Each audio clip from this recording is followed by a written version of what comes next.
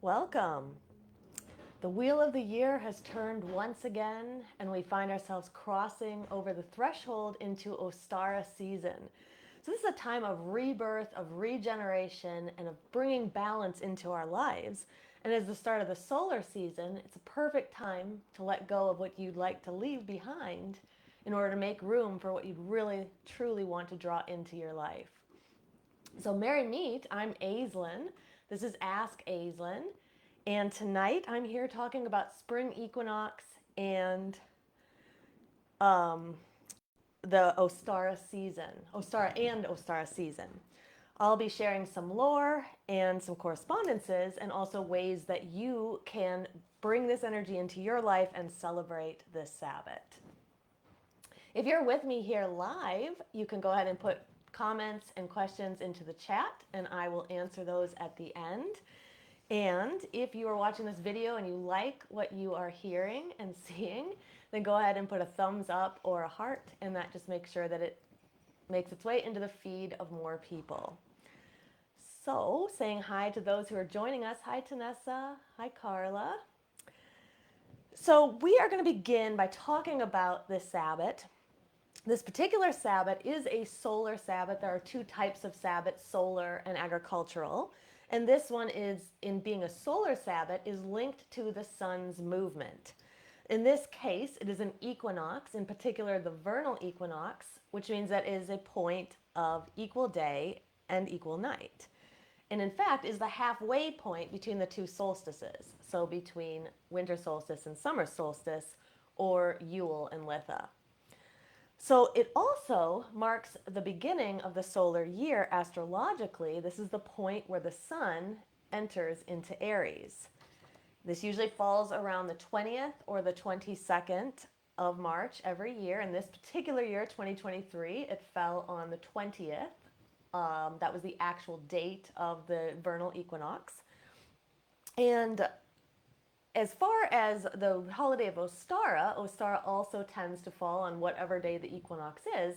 But it's important to note that Ostara, like all of the other Sabbats, are actually a season and not just a particular date. I'll be talking about that a little bit more in a bit. So let's begin first, though, by talking about the themes of Ostara Spring Equinox. So the first main one is rebirth and resurrection. The Earth Maiden has awakened. She, in the myth of the Wheel of the Year, she is preparing for her conception at Beltane. And there is also an awakening of the sexuality of the male god who it was born at Yule. So they will come together, and their union at Beltane will produce the harvest of this season, of this wheel or this year. But for now, what we see is evidence around us that this is beginning to take place. Now, I will say, even here in California, it's pouring down rain today, which is pretty much what our winter is, at least down in the low parts of Los Angeles. And I know there's a lot of snow going on up in the mountains above us. And I know that those of you who are in other places across the country and probably across the world are experiencing winter right now if you're in the northern hemisphere. So this particular spring equinox felt a little bit weird here. We didn't have that feeling of spring, but it is on its way for sure. But for now, no, even if we can't see it, there is evidence inside the ground that this is all taking place. There is a quickening of the energy in the earth, and this is what will produce the ability to hold the harvest when the harvest time comes.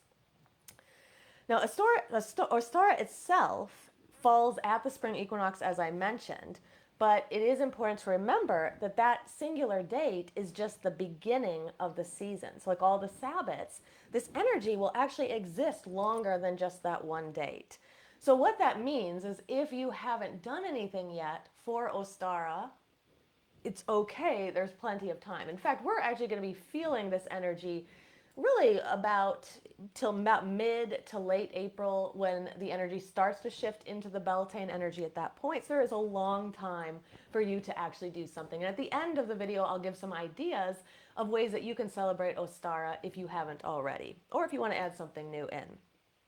Now, besides that idea of rebirth and resurrection, there is also a theme of planting and sowing of seeds. So, this again may seem strange if you're still in a place where it's covered over by the snow and it seems like we're pretty much still in winter. But as we move further into the season, the snow melts, we start to see more evidence of spring. As we begin to plant our seeds, we mirror that quickening inside the earth. And so this is actually a great time for you to come up with intentions for the new solar year. The seeds may be planted physically out in your garden, in potted plants, but they can also be planted energetically and mentally, planted in our minds. I always think that Ostara is a good time to plant your mental seeds and then plant your more physical ones at Beltane. Now, this is also a great time for spring cleaning, and this can be either physical or energetic. The movement of this energy allows us to more freely move into the solar year when we unfetter ourselves from all that stuck and stagnant energy. So I always feel like the winter creates a space that is very conducive to getting our energy stuck and stagnant. And so when that springtime energy comes, it begins to move faster, but sometimes our bodies and our energetic bodies don't catch up with it, and we have to kind of jumpstart that process. So a very great time for taking ritual baths, ritual showers that will be cleansing and purifying of you, but also a really good time to really get your energy moving. Now, you can do this physically within your own home, physical cleanings of the home. So it's not a coincidence that people talk about spring cleaning, because there is this idea we want to out with the old, in with the new. So I would say, in addition to cleaning your house at springtime, open up the doors and the windows and really get that stuck and stagnant energy moving again. But as I mentioned, it doesn't really have to just be about your house. This can be about your body as well, because that is the house of your spirit. So the idea here is bringing in anything that you feel is going to be cleansing and uplifting to you. Flowers in your environment, oils that remind you of spring. As I mentioned before, taking ritual showers and baths that really have this great way of just cleansing both the physical and the energetic body and getting that energy moving again. That's really what we're looking for here. Now, a third theme of Ostara is balance. And this is one of my favorite themes of Ostara, because I'm always looking for ways to balance myself energetically. So if we think about the equinox signifies a time of equal day and equal night. And if you pay attention to the rising and the setting of the sun, you'll notice that it rises and sets at the same time. In the morning and in the evening. So for example, here in Los Angeles, it's about 7:02, 7:03 a.m. that the sun is rising, and then about 7:02, 7:03 p.m. that the sun is setting. Now, gradually that's going to increase as we move further into the solar year, up until we get to the point of Litha, when we'll be at the longest day. But for now, this is a time of that halfway point. So for that reason, this is a great time to assess balance in your life, whatever this means to you, because the imbalances in our energetic system really need to get addressed here. If we don't address them, what we risk is moving into the season with our energy not really moving optimally, which means even when we're out there putting out our intentions, doing all the good work, we're coming from a place that hasn't actually found its own equilibrium.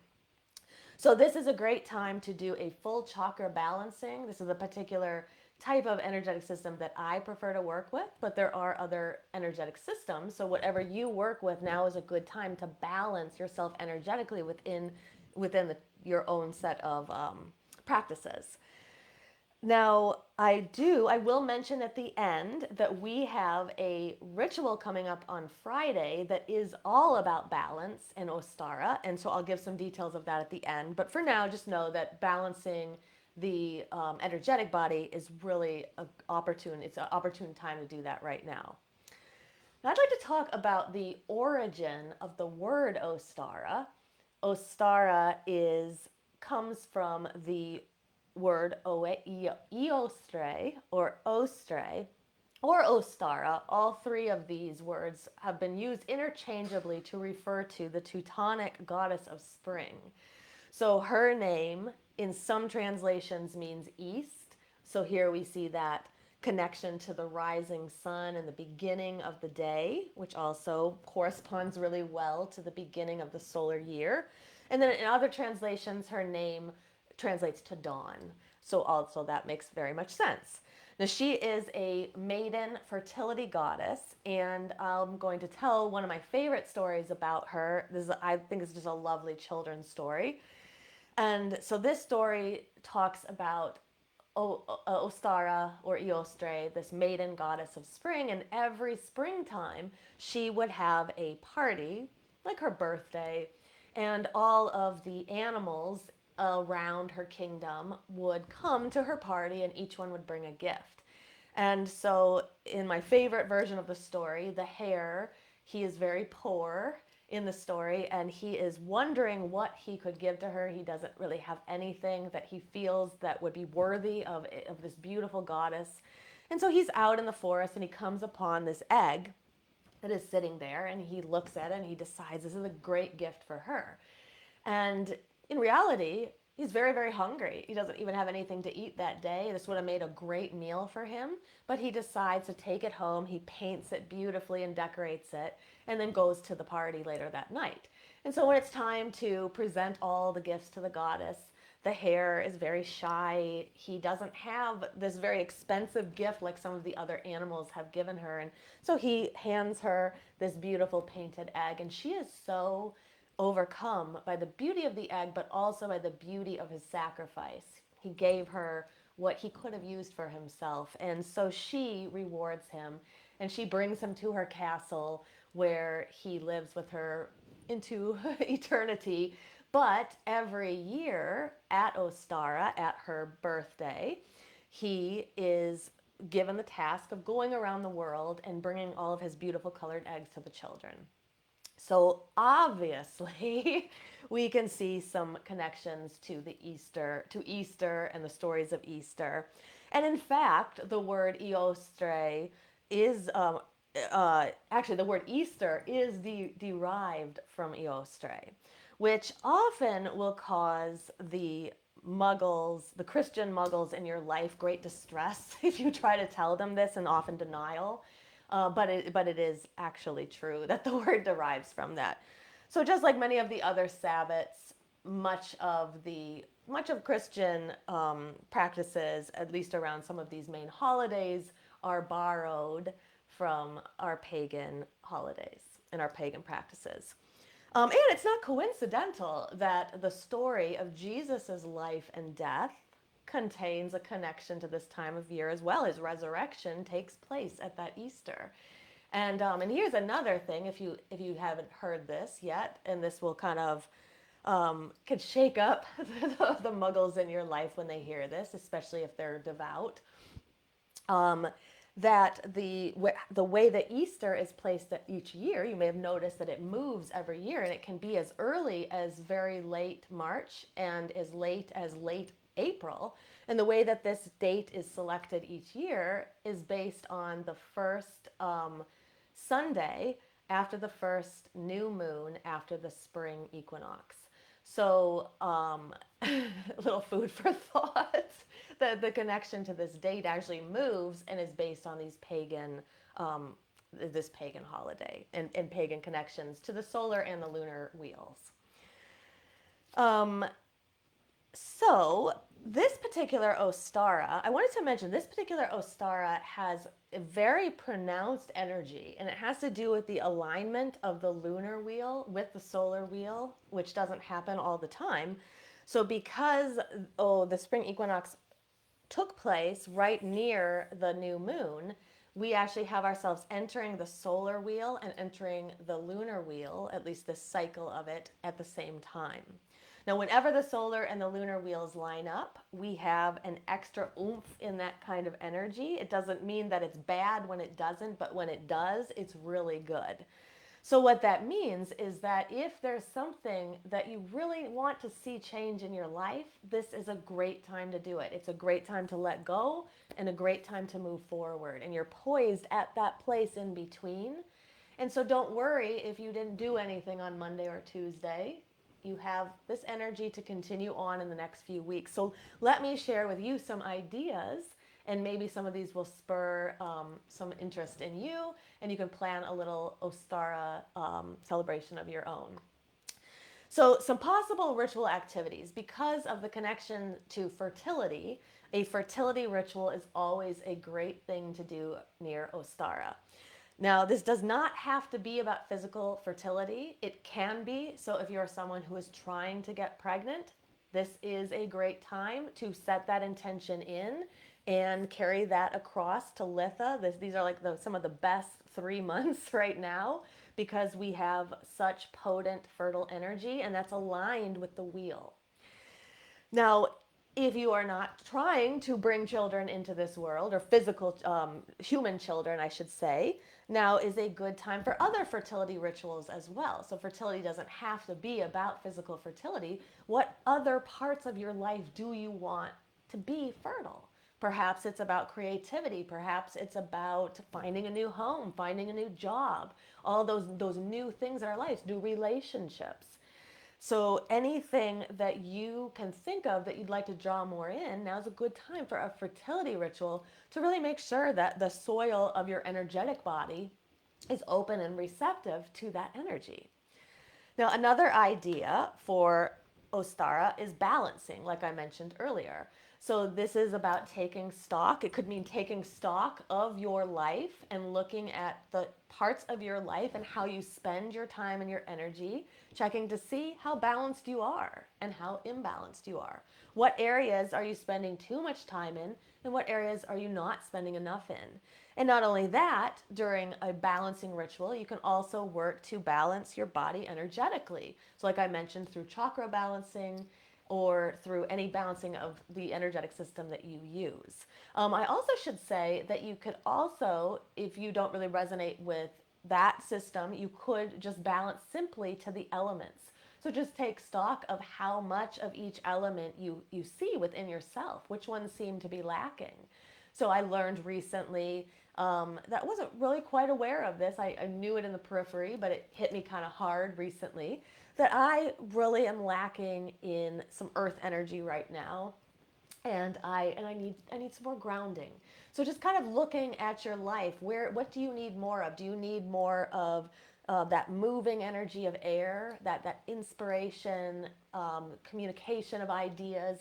Do you need more fire, that passion, that energy that gets you going and gets that internal heat burning?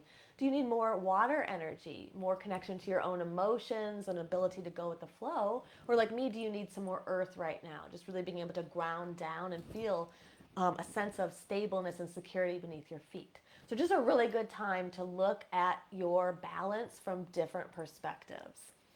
Now, another thing that you can do during Ostara is blessing and planting of seeds. This is one of my personal favorites.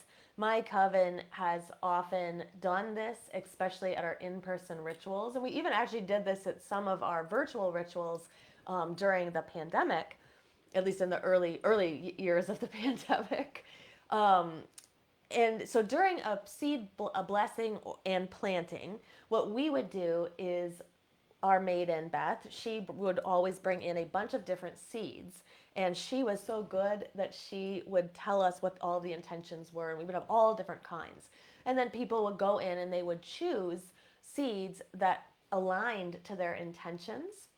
We would bless these during the ritual, and then oftentimes we would pot them in plants. We might decorate the pot them in pots, and we might decorate the pot with our intentions or images or words that we wanted to bring with us into the season, and then raise some energy and bless those plants. And then we could grow them in our house, or some of us who had property would then later transplant those onto the property. So it's just I think it's such a nice, sympathetic, magic kind of way to bring this energy into your life right now. And what's so great about it is that you can set it to any intention you want.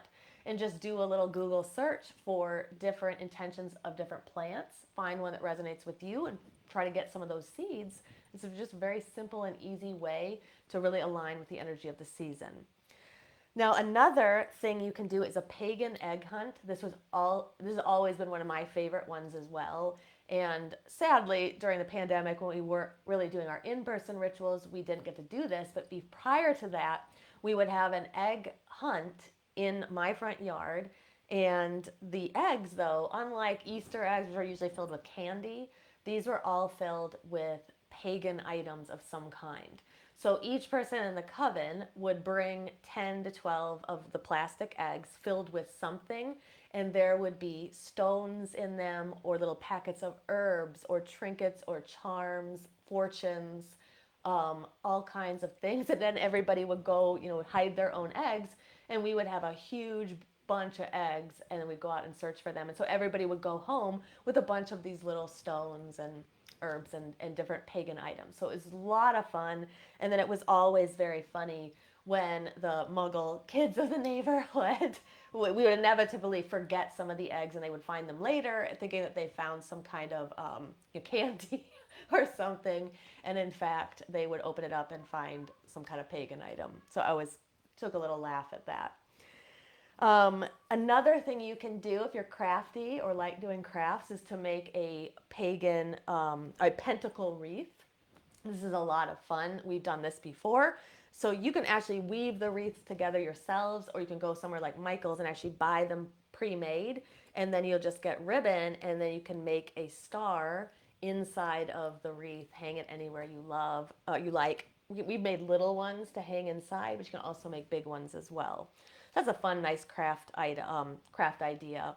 Painting and dyeing eggs. So it didn't come from the Christian Easter. It came from us in our pagan practices.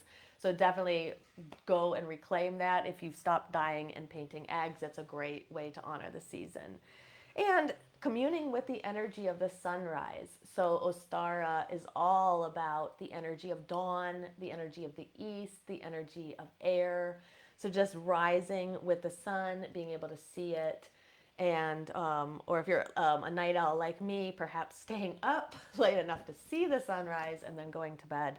But being able to commune with that energy of dawn can be really uplifting, especially at this time of year. Now, as far as altar ideas go, so if you would like to build an altar, or you would like to change your current altar to have some Ostara energy on it, you can use colored eggs of any kind. So they could be the plastic ones, or they could be real eggs. You can put seeds on your altar, pots of soil, bowls of soil, flowers of any kind, images of the hares or rabbits, because they are special to Ostara. And as far as colors go, white and pastels are usually the colors of the spring in Ostara. But like anything, I recommend using your own intuition and being drawn to and called to whatever feels right to you when you're going to set up your altar.